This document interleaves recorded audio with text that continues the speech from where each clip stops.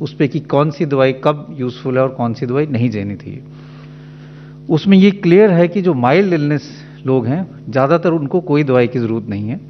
अगर कुछ दवाई लेना चाहें तो बेस्ड ऑन लिमिटेड डेटा और लिमिटेड जो हम कहते हैं सर्टेनिटी, आइवरमेक्टिन या हाइड्रोक्सीक्लोरोक्विन ले सकते हैं, लेकिन ज़्यादा दवाई लेने की ज़रूरत नहीं है।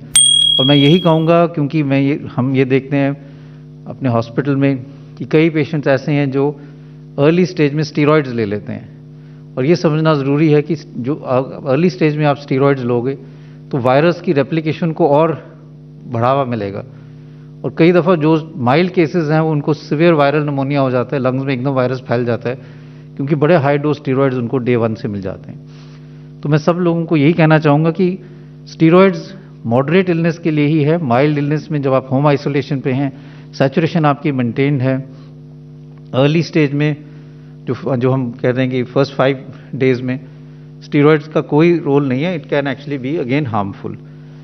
घर पे जो लोग रह रहे हैं, होम आइसोलेशन कर रहे हैं, उनको कुछ चीज़ें I think are very important. एक तो अपने डॉक्टर से संपर्क करते रहें। कुछ जो वार्निंग साइंस हैं, जैसे आपकी सैचुरेशन कम हो रही है, 93 या 93 से कम हो रही है, या बेहोशी जैसी हालात हो रही है, सुस्ती ज़्यादा हो रही है, या छाती में दर्द बहुत हो रहा है, ऐसे जैसे वार्निंग साइंस हैं, तब एकदम आप डॉक्टर से संपर्क करें, और अगर ज़रूरत होगी तो फिर एडमिशन के लिए भी आपको सपोर्ट लेना चाहिए।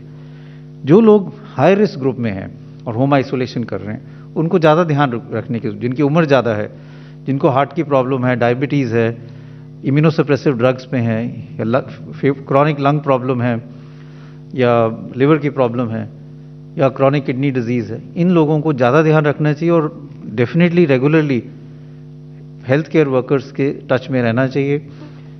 कई जगह पे the state government have made facilities कि आप किसी के टच में रह सकते हो, जो होम आइसोलेशन में आपके सुबह शाम आपको मॉनिटर करके आपका टेम्परेचर, आपके सैचुरेशन के बारे में पूरी जानकारी रखते हैं, तो वो करना बहुत ज़रूरी है। मॉडरेट इलनेस में मेनली 3 टाइप ऑफ ट्रीटमेंट जो हैं वो इफेक्टिव हैं। सबसे पहली जो ट्रीटमेंट है वो ऑक्सीजन थेरेपी है। Oxygen is also a drug. तो जब आपकी सैचुरेशन कम है तो one main treatment is oxygen.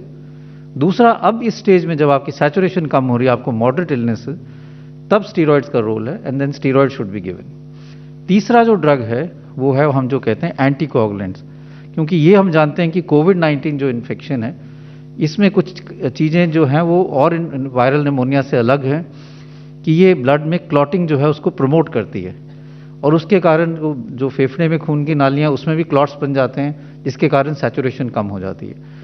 कई दफ़ा क्लॉट्स जो हैं वो हार्ट में चले जाते हैं, जिससे हार्ट अटैक हो सकता है, या ब्रेन में चले जाते हैं, जिससे स्ट्रोक हो सकता है।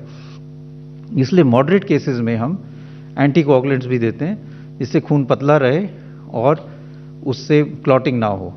लेकिन फिर से ये कहूँगा कि अगर हम माइल्ड इलनेस में ये दे दें तो उससे नुकसान भी ज़्यादा हो सकता है, स्पेशली अगर मान लो किसी को अल्सर की बीमारी है और उसको ये दवाई तब दे दी जब ज़रूरत नहीं है, तो उसके पेट से ब्लीडिंग के चांसेस बढ़ सकते हैं। इसलिए again timing of the drug is very important.